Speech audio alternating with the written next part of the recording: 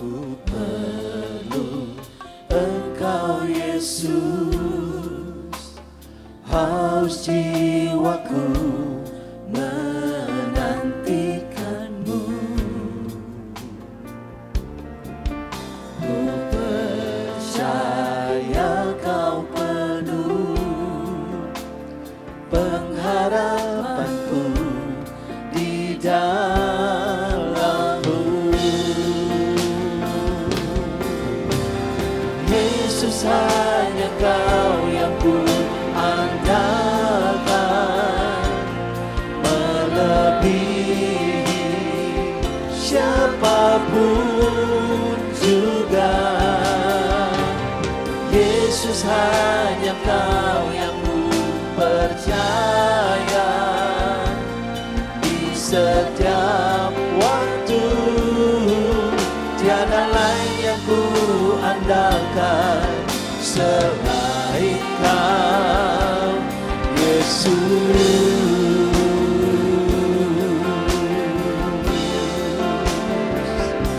Hanya Kau yang kami mau andalkan, Tuhan. Mari kita angkat tangan kita di hadapan Tuhan. Katakan bersama. Firman-Mu lebihi pikiranku, jalan-Mu di atas segala jalanku. Tinggi dan dalamnya kasih-Mu, hanya Kau Yesus yang ku andalkan. Hikmat-Mu Tuhan lebihi pikiranku, jalan-Mu di atas segala jalanku. Tinggi dan dalamnya kasih-Mu, hanya Kau Yesus yang ku andalkan.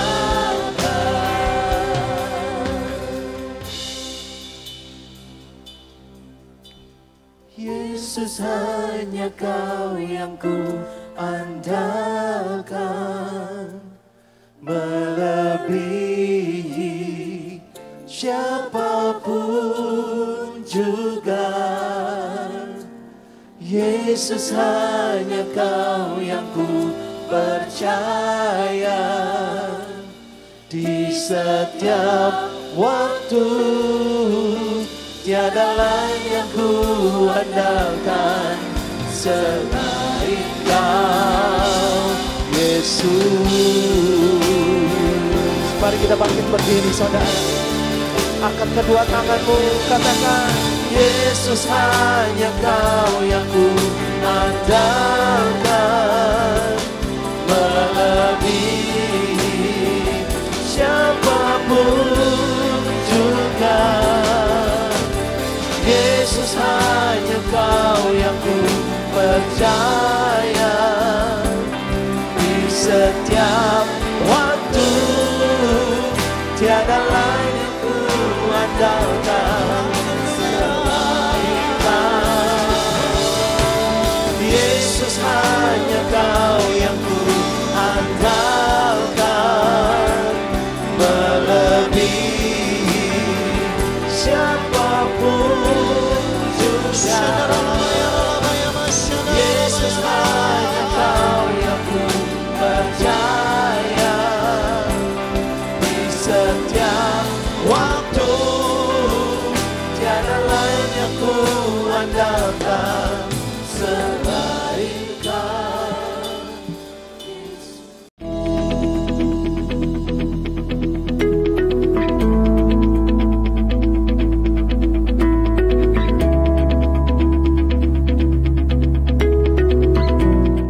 selamat siang Bapak Ibu Saudara, Shalom.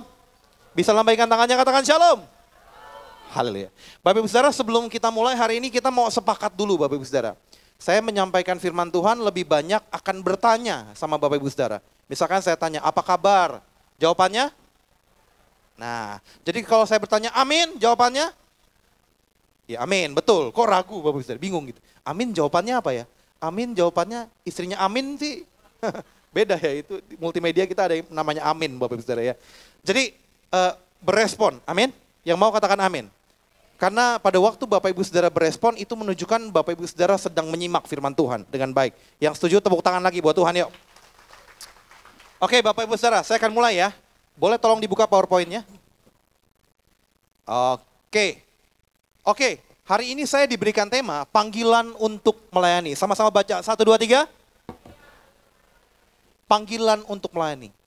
Jujur Bapak Ibu Saudara, pada waktu diberikan tema ini sama divisi pengajaran, saya tuh merasa terbeban berat. Hati gundah gulana Bapak Ibu Saudara.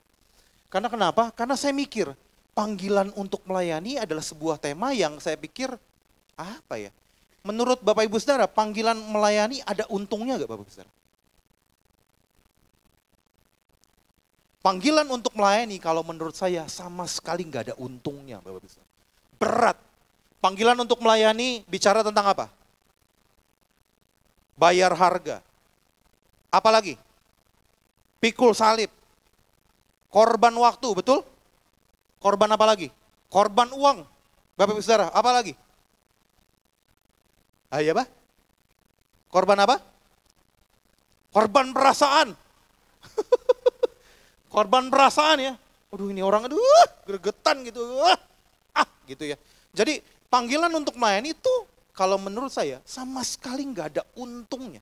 Jadi saya bingung pingin ngomong apa sama Bapak Ibu Saudara. Pingin khotbah apa. Karena firman Tuhan, ya firman Tuhan selalu bicara tentang begini. Pada waktu kita nabur, kita tuai. Betul ya? Pada waktu kita melakukan firman Tuhan sesuatu, misalkan pada waktu kita taat dalam perkara kecil, maka kita akan diberikan perkara besar. Itu firman Tuhan. Tapi kalau bicara tentang melayani, nggak ada untungnya Bapak Ibu. Nggak ada.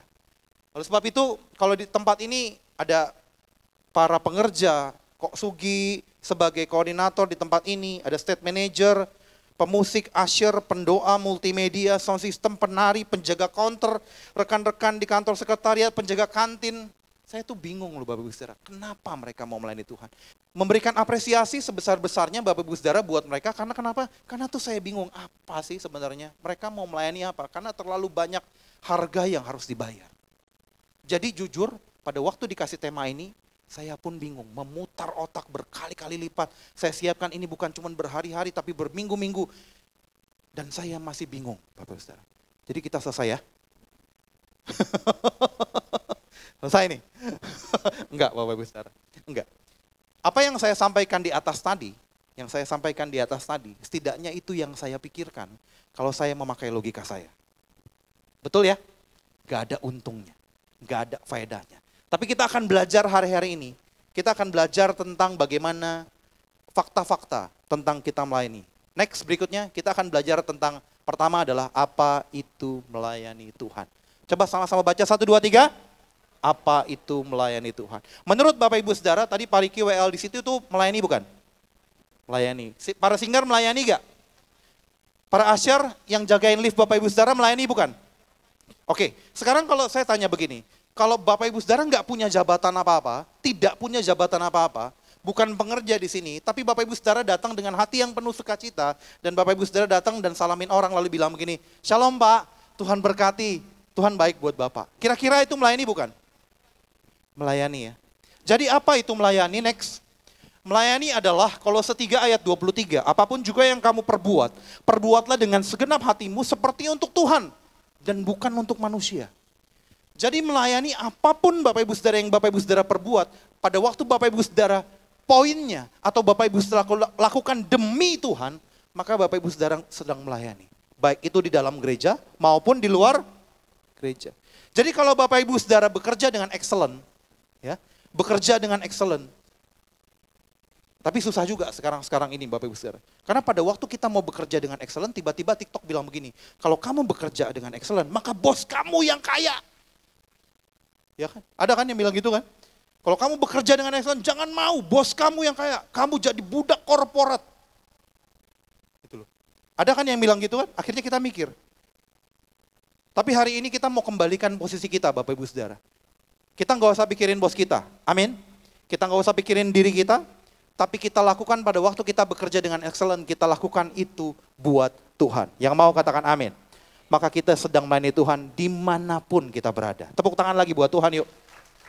Nah Bapak Ibu Saudara, saya nggak akan bahas banyak ini karena nanti Pastor Irene minggu depan akan bahas tentang yang lain, bagaimana kita melayani di gereja dan di juga luar gereja. Pastor Boni nanti juga akan bahas tentang karunia motivasi di dalam gereja dan di luar gereja. Kalau Pastor Irene nanti akan bahas tentang saksi-saksi Yehova. Wah, bukan Bapak Ibu Saudara, saksi-saksi Kristus ya. Saksi-saksi Kristus, dia akan bahas tentang saksi Kristus. Jadi saya nggak akan bahas banyak tentang ini. Oke, fakta kedua tentang melayani itu apa? Next. Oke, fakta kedua tentang melayani. Sama-sama baca. 1, 2, 3. Kita didesain untuk melayani. Kita didesain untuk melayani. Ayatnya ada di Efesus 2 ayat 10. Saya bacakan dari terjemahan firman Allah yang hidup. Terjemahan lain. Dikatakan begini. Allah sendiri akan menjadikan keadaan kita seperti sekarang ini dan memberi kepada kita hidup baru dari Kristus Yesus. Sejak dahulu sudah direncanakannya agar hidup ini kita pakai untuk melakukan perbuatan baik. Dengan kata lain, Bapak Ibu Saudara, ayat ini berbicara begini. Hei, Bapak Ibu Saudara, dari semula kita semua diciptakan untuk melakukan perbuatan baik. Katakan amin. Percaya gak Bapak Ibu Saudara? Contohnya apa? Contohnya adalah berapa banyak Bapak Ibu Saudara di sini yang pernah berbuat baik, walaupun tidak dilihat orang, tapi hatinya merasa senang. Ada? Ada gak? Lambaikan tangan kalau ada. Apa enggak ada yang pernah berbuat baik? Pernah dong, yang pernah berbuat baik. Enggak dilihat orang tapi senang. Lambaikan tangan. Itu buktinya Bapak Ibu Saudara diciptakan untuk melakukan sebuah pekerjaan baik. Enggak ada orang, enggak ada siapapun. Di situ cuma ada kodok, ada kucing Bapak Ibu Saudara, ada cecek. Tapi tetap aja senang kita hatinya. Betul enggak? Itu bukti bahwa Bapak Ibu Saudara diciptakan untuk melakukan perbuatan baik. Tetapi masalahnya begini, tetapi sekarang saat ini kita sering dirusak. Karena apa? Karena media sosial yang terlalu berlebihan Bapak Ibu Saudara. Coba deh, lihat deh, kita punya handphone, di sana tuh ada, kalau nggak salah tuh bisa tahu gitu ya. Kita tuh lihat media sosial di handphone itu berapa jam sehari. Coba deh, perhatikan. Hati kita murni Bapak Ibu Saudara. Tapi media sosial dengan segala macam kontennya itu membuat kadang-kadang merusak kita. Oleh sebab itu kita harus belajar benar untuk memfilternya. Katakan amin. Contoh ya, saya beri sebuah konten Bapak Ibu Saudara. Tiba-tiba ada konten begini. Ada seorang pemulung di sebelah sana, ada bapak-bapak datang dengan handphone dari sudut pandang pertama gitu ya. Dia datang, iya dia samperin bapak-bapaknya. Lalu ditanya, bapak-bapak iya, coba bapak pilih, mau A atau mau B? Lalu pemulungnya bilang gini, saya mau A Pak. Begitu mau A, tiba-tiba orangnya bilang begini, selamat Pak, Anda dapat 3 juta rupiah. Begitu dapat 3 juta rupiah, tiba-tiba yang tadinya berwarna Bapak Ibu Saudara, jadi hitam putih. Begitu bapaknya sedih, mulai, aduh alhamdulillah, gitu ya. Mulai ada lagu-lagu sedih gitu ya. Mulai gerak lambat, lalu mulai ada lagu terima kasih sudah bertahan. Terima kasih sudah berjuang. Wah sedih dia. Ternyata kau sehebat itu. Ternyata kau sekuat itu. Wah Pak, selamat ya Pak ya, dapat 3 juta rupiah nih Pak. Wah, 3 juta rupiah buat apa Pak? Nanti, wah saya buat ini, buat itu. Pertanyaan saya begini Bapak Ibu Saudara, sampai sini salah gak? Hah? Enggak ya? Setuju ya? Sama-sama bilang saya, tidak. 1, 2, 3. Sampai sini enggak salah Bapak Ibu. Yang salah sampai mana? Yang salah pada waktu kita lihat konten kayak begitu kebanyakan. Scroll. Terus. Setelah kita lihat konten seperti itu, biasanya setelah kita lihat konten, yang kita lihat apanya Bapak Ibu Saudara? Apanya ayo? Kita klik apanya tuh? Komen ya. Kita klik komen. Kita klik komennya nih. Dak. Tahu komennya apa? Positif. Terima kasih orang baik. Apalagi? Luar biasa. Haleluya. Gak ada ya kalau haleluya ya. Apalagi ya? Luar biasa. Hebat, teruskan gitu. Kontennya positif semua. Tapi pada waktu kita scroll itu lama-lama kita lihat itu konten makin lama makin banyak begitu terus Bapak Ibu Saudara. Kita tuh jadi mulai mikir ya. Jadi mulai berpikir begini. Oh ternyata nggak masalah ya. Kalau seandainya berbuat baik dilihat orang. Jangan cuma dilihat kodok. Dilihat orang nggak masalah loh ternyata. Ya kan? Kita mulai mikir gitu tuh. Dipublikasikan nggak masalah. Sehingga akhirnya next. Kita melayani demi pamrih Bapak Ibu Saudara. Yang tadinya tulus, nggak dilihat siapa-siapa udah seneng. Nggak dilihat siapa-siapa tuh udah sukacita. Tapi mulai berpikir bahwa melayani, gue dapat apa nih?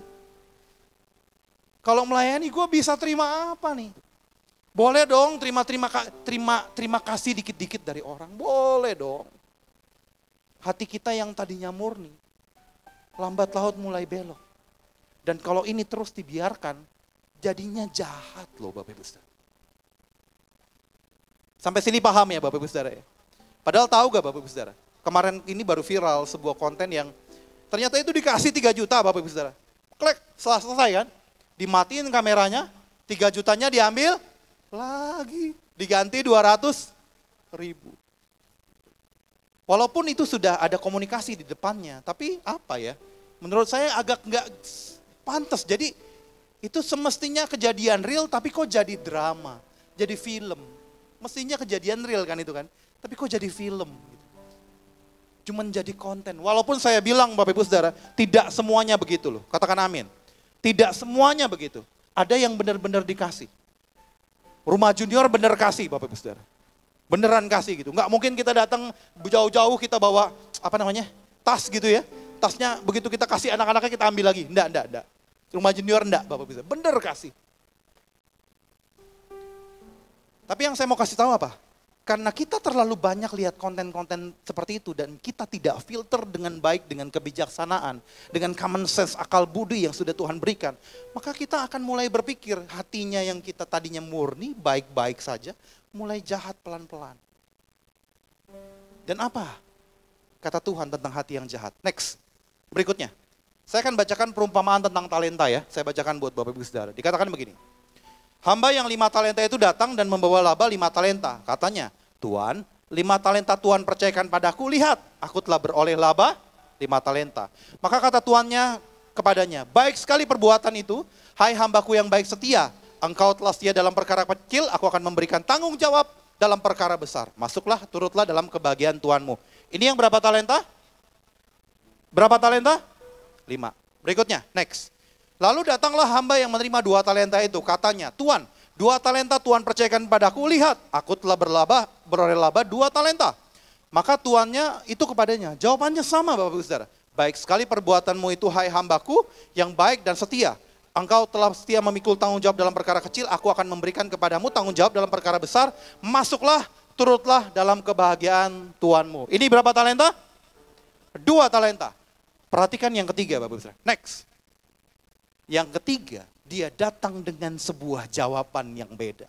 Dikatakan begini, datanglah juga hamba yang menerima 1 talenta dan berkata, Tuan, aku tahu bahwa Tuan adalah manusia yang kejam, yang menuai di tempat Tuan tidak menabur, dan yang memungut di tempat di mana Tuan tidak menanam. Karena aku takut dan pergi menyembunyikan talenta Tuan itu dalam tanah.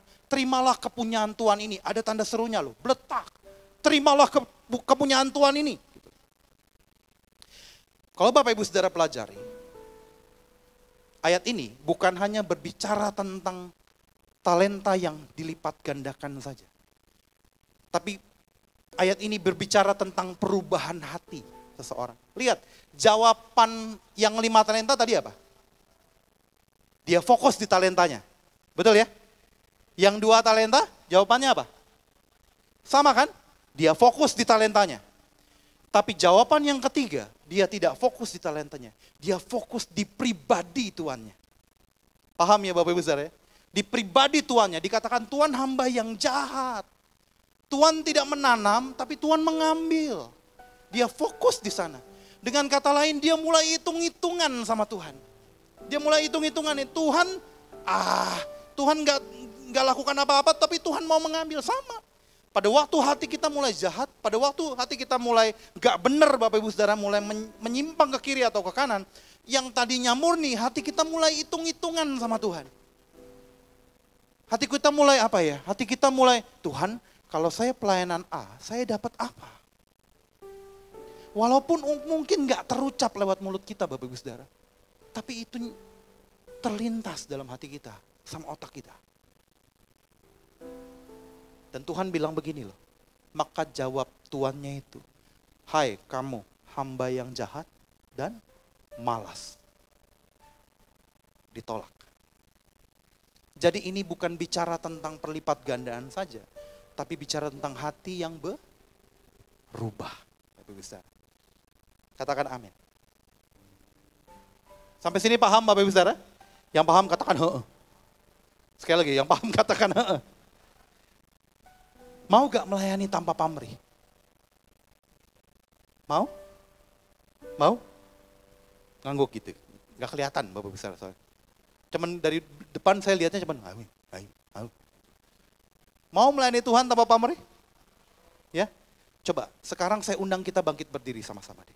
Bangkit berdiri. Coba Bapak Ibu Saudara gini. Tadi kan melayani Tuhan bicara tentang apa saja yang kita lakukan untuk Tuhan. Betul ya? Mau gak Bapak Ibu Saudara, coba lihat kiri kanannya sekarang, lalu perhatikan dari atas sampai bawah, dari bawah sampai atas, balik lagi dari atas lagi sampai bawah lagi. Sudah? Sudah diperhatikan? Kalau sudah diperhatikan, coba temukan satu kelebihan dari dia. Misalkan, Pak, kamu kelebihan, berat badan. Gitu. Tuh, misalkan gitu, enggak. Bukan, misalkan apa? Pak, ganteng sekali rambutnya, kok rambutnya ganteng? Pak, ganteng sekali hari ini, atau Bu, cantik sekali hari ini. Atau Pak senyumnya manis sekali, atau hey kamu luar biasa banget outfitnya hari ini. Puji dia dengan setulus hatimu. Kita mau melayani sama-sama, yang mau katakan amin. Bisa ya? Hitungan ketiga, 1, 2, 3, silakan. Bentar. Bentar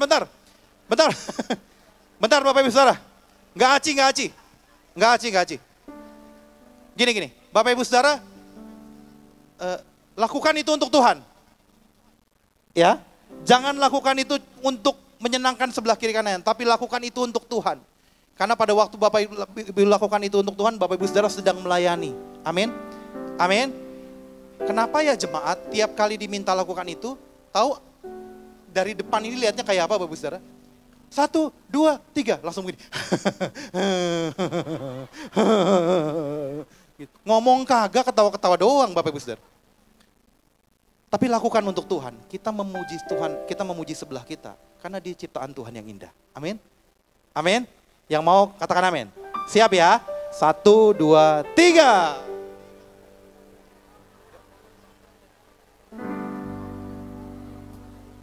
Jangan lelah bekerja di ladangnya Tuhan.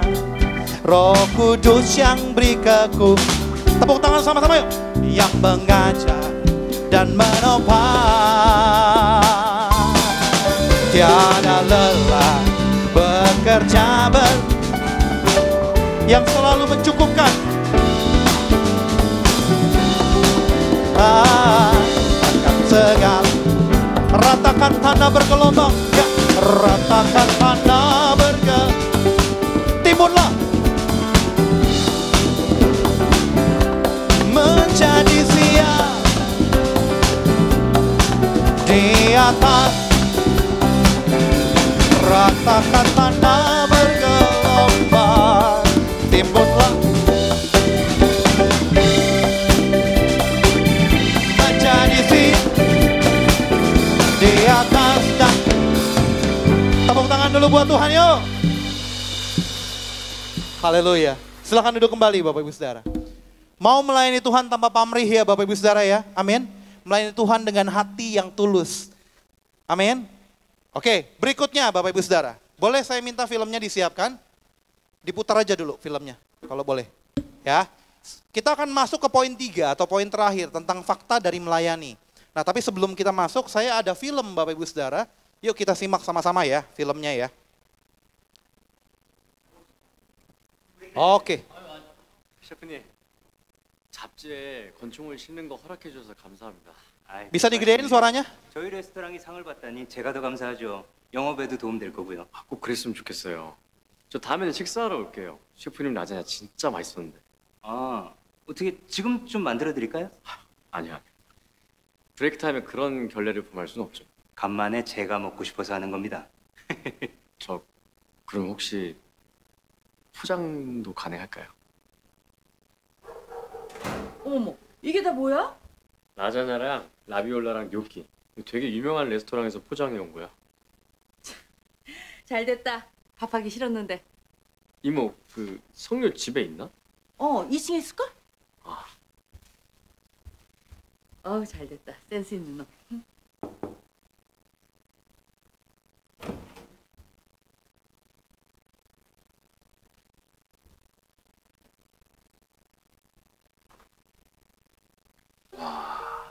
나는 이런 것까지 귀여우면 이거 제정신이 아닌 게 확실한데.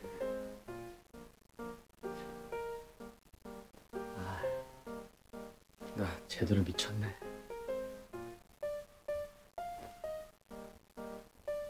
나 제정신이 아닌 게 확실해.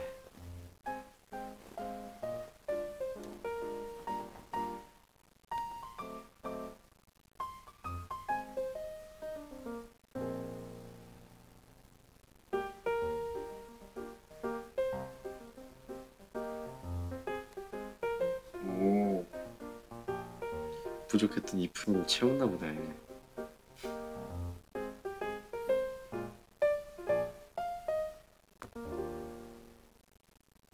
Oh.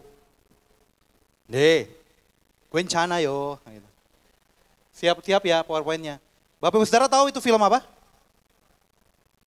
Apa? Ya Korea lah Bapak Ibu Saudara. Masa yang bilang itu film India bertobat Bapak Ibu Saudara? Ada yang tahu gak film apa? Ada yang nonton? Love Next Door. Pemain cowoknya namanya sebentar Bapak Ibu Saudara. Seung Hyo namanya kalau nggak salah cowoknya. Ceweknya bukan pemerannya, maksudnya nama di karakter itu adalah, ini susah nih. Seok Ryu gitu. Pemeran cowoknya, ceweknya. Tuh. Nah apa yang saya ingin sampaikan tentang melayani? Next, itunya PowerPoint-nya boleh. Bapak Ibu Saudara, melayani selalu bicara soal cinta. Katakan amin. Selalu bicara soal cinta Bapak Ibu Saudara. Tadi lihat gak filmnya? Ceritanya ini cowoknya sama ceweknya ini udah temen dari kecil Bapak Ibu Saudara. Dan mereka jatuh cinta. Ya. Akhirnya si cowok ini datang tiba-tiba ketemu salah satu chef dan dia bilang begini, "Chef, kamu punya lasanya enak sekali loh chef." Lalu chefnya nawarin begini, "Mau gak kamu makan sekarang?"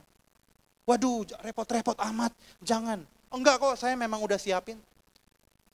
Tahu cowoknya bilang apa? Karena cinta dia bilang begini, "Boleh gak kalau saya bawa pulang?"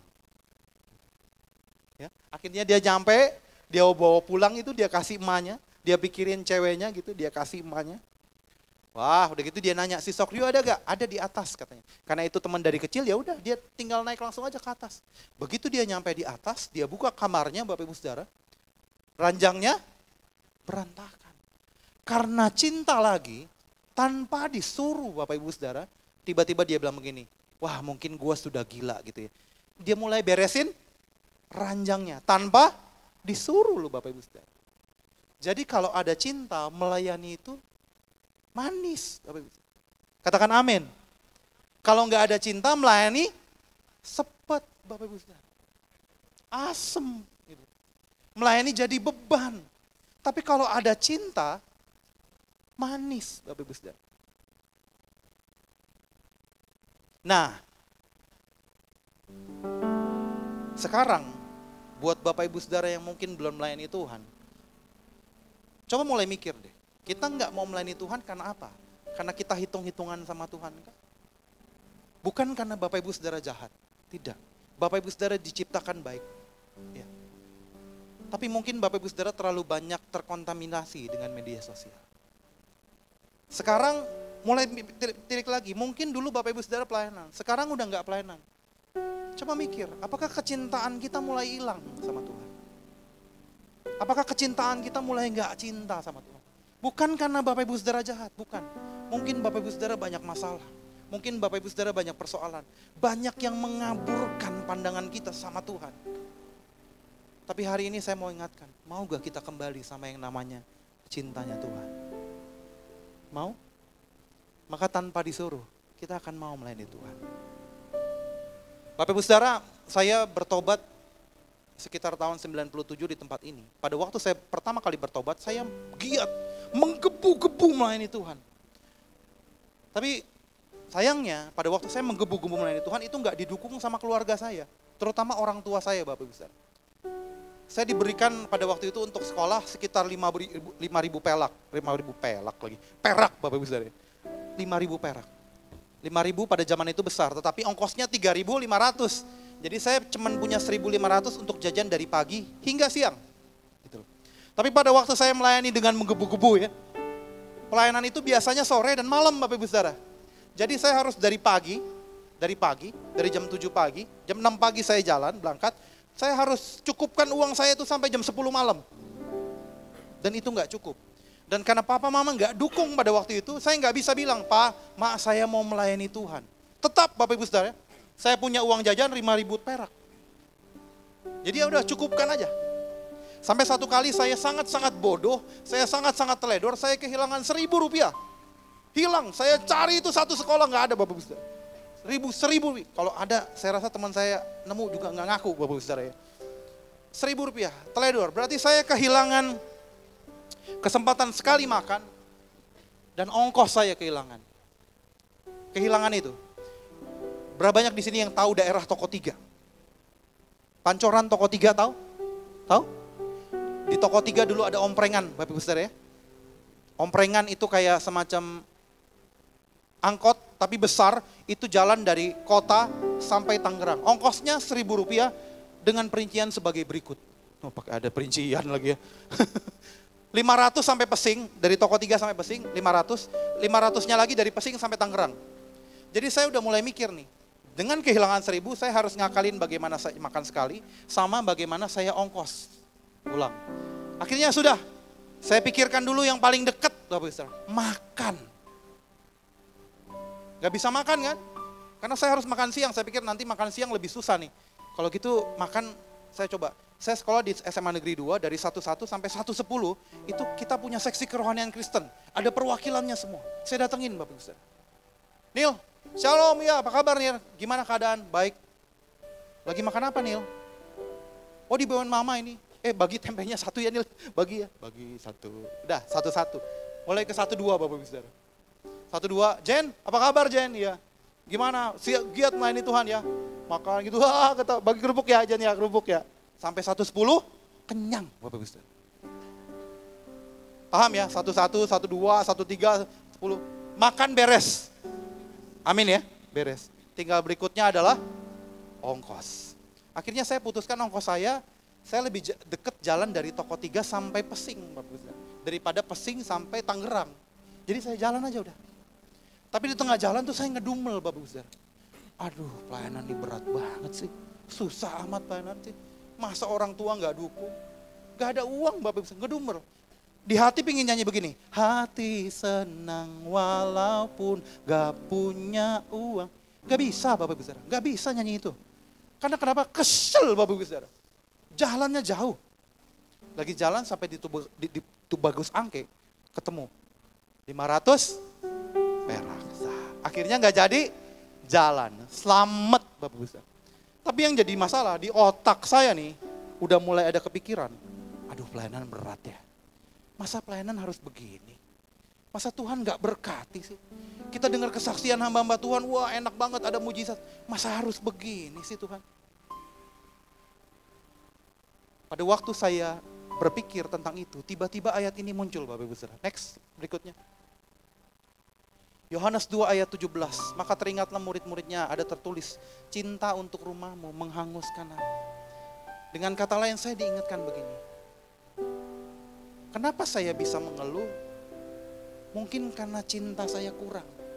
Karena orang yang cinta itu akan melakukan apa saja, sekalipun itu seakan menghanguskan dirinya. Kecintaan kita sama Tuhan, kita akan lakukan apa saja.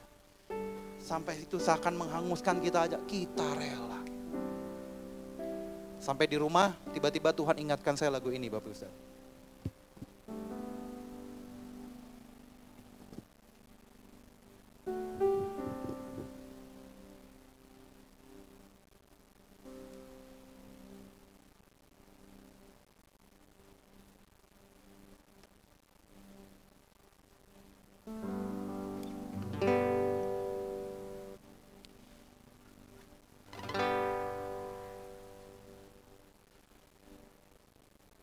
Aku mengasihi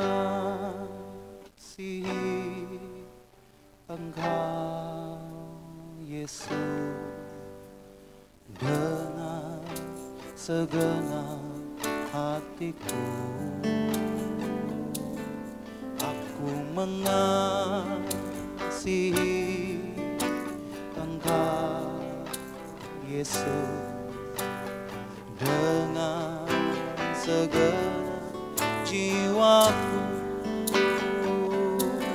Ku renungkan firman-Mu siang dan malam, ku pegang perintah-Mu dan ku lakukan. Engkau tahu ya Tuhan, tujuan hidupku hanyalah untuk menyenangkan hati-Mu. Tahu lagu ini Bapak Ibu Saudara? Yang mengasihi nyanyi sama-sama yuk. Aku mengasihi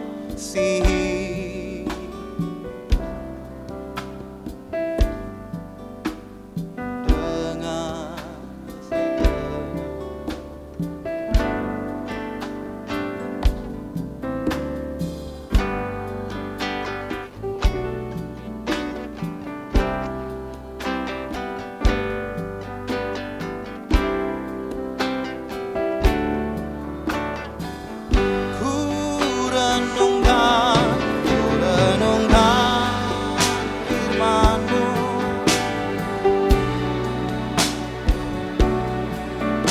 pegang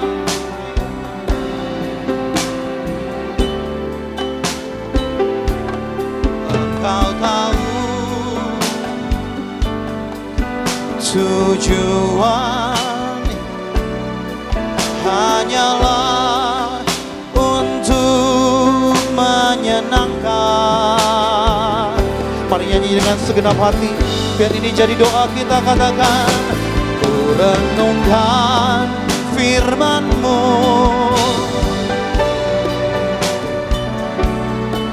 ku pegang perintah-Mu dan ku lakukan. Engkau tahu,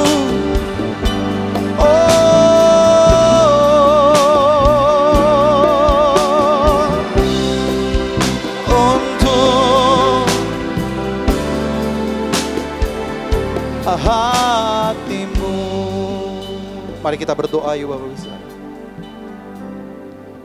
Bapak lihat hati anak-anak-Mu saat ini ya Tuhan.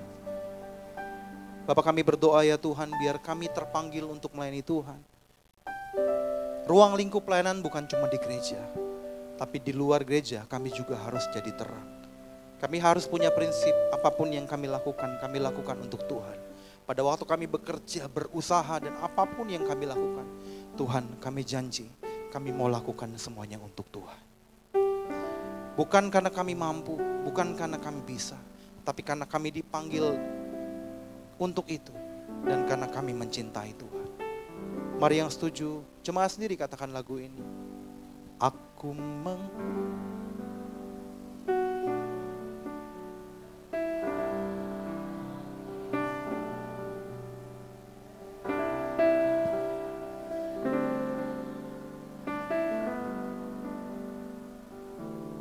Aku mengasihi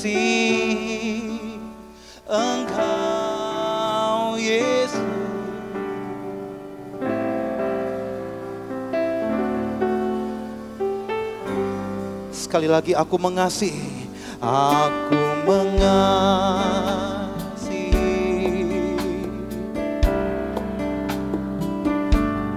Terima kasih.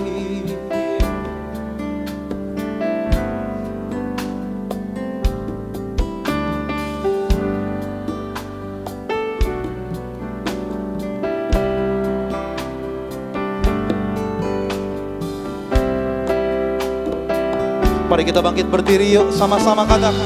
Ku renungkan firman-Mu siang dan malam. Ku pegang perintah-Mu. Tuhan, lihat sampai kedalaman hati kami Tuhan. Tujuan hidupku,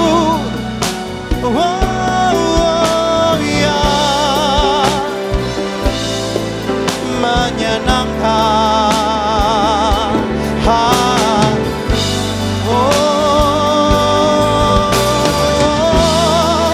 Tuhan, ku renungkan firman-Mu siang dan malam, dan ku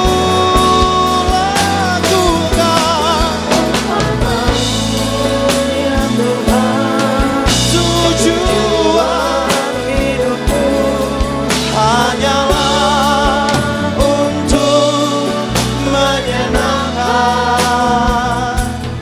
hati-Mu, menyenangkan hati-Mu,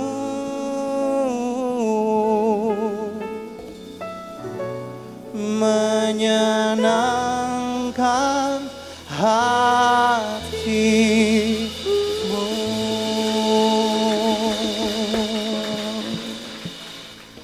Materaikan firman-Mu di dalam hidup kami ya Tuhan.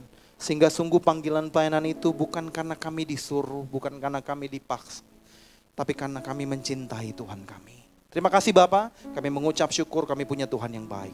Dalam nama Tuhan Yesus, haleluya, amin. Silakan duduk kembali Bapak Ibu Saudara.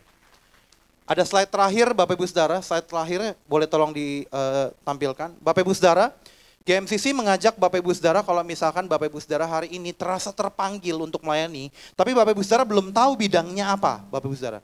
Tapi merasa terpanggil aja, mau melayani bersama-sama. Yuk silakan scan dan isi data. Nggak banyak kok data yang diisi. Tapi kalau Bapak Ibu Saudara masih mau pikir-pikir, foto aja dulu Bapak Ibu Saudara. Foto, plok, foto dulu, pikir-pikir dulu. Dan kalau Bapak Ibu Saudara ingin bergabung bersama-sama dengan GMCC, nggak tahu pelayanannya apa, daftar aja dulu, nanti kita yang akan hubungin Bapak Ibu Saudara balik. Ya, kita yang akan hubungin Bapak Ibu Saudara balik, kita akan ngobrol-ngobrol dulu sama Bapak Ibu Saudara. Jadi nggak usah merasa terbeban akan, wah ini itu. Enggak, yang penting kita mau melayani Tuhan dulu gak? Itu aja dulu. Amin? Yang mau katakan amin. Itu saja Bapak Ibu Saudara, sampai ketemu, Tuhan Yesus memberkati. Haleluya. Terima kasih Tuhan untuk firman-Mu, biar kami mencintai Engkau lebih dari apapun. Kami mencintai Engkau lebih dari pekerjaan, mencintai Engkau lebih dari anak-anak kami, mencintai Engkau lebih dari pekerjaan, sehingga Engkau adalah segala-galanya. Waktu Engkau segala-galanya, Engkau merubah kehidupan kami menjadi lebih baik. Oleh karena itu Tuhan, kami membuka hati, kami mengangkat tangan kami untuk menerima berkat. Biar berkat damai sejahtera dari Allah Bapa, Yesus Kristus dan Roh Kudus menyertai kami. Kami mau Tuhan dengar suara-Mu. Kami mau Tuhan merendahkan diri kami menuju tahun 2025 bersama Tuhan. Kami mampu dan bisa. Di dalam nama Yesus semua yang percaya berkata amin. Tuhan Yesus memberkati Bapak Ibu semua.